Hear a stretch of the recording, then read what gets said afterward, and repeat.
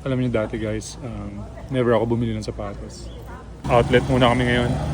Mauna muna kami sa Nike. Matik yan dapat. Nike talaga na una pag sa outlet. Ayan sama ko si Utol. Yeah.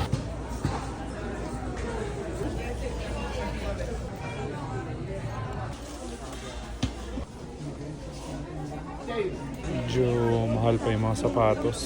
Wala pang mura. Si-sale siguro to sa, for sure sa Thanksgiving tsaka Christmas. Ganun kasi akong sapatos para sa basketball season namin. Ito para maganda to. Not 20% off pa. Tapos may additional 15% off pa yun pag sa app. Try natin.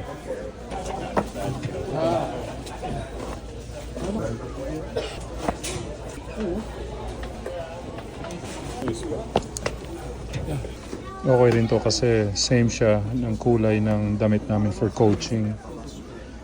Navy blue kasi yung kulay ng pang coaching namin. Tapos mas mura pa. $50 lang siya.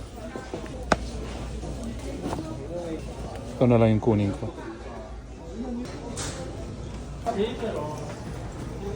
Not bad siya. $36.71 from $50. 2,000 na lang, 2,000 pesos. The small, original, caramel deep. Merienda lang ako habang yung kapatid ko nag-iikot.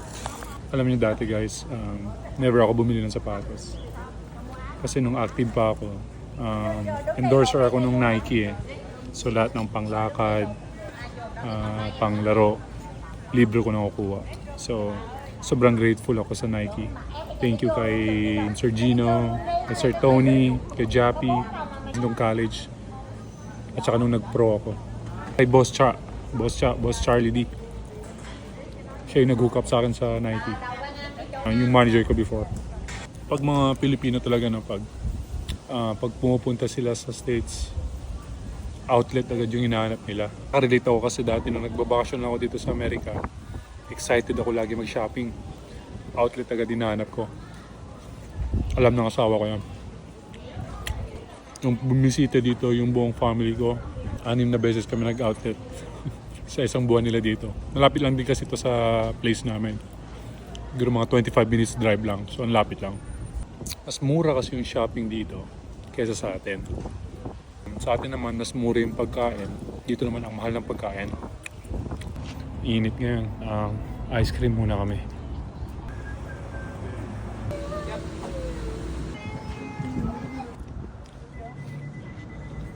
Wala ka nabili sa outlet? Wala pang sale. Wala pa masyadong sale eh. Konti lang yung sale dun. Pero babalik kami dun ng Thanksgiving tsaka bago mag-Christmas. Yun. Alright.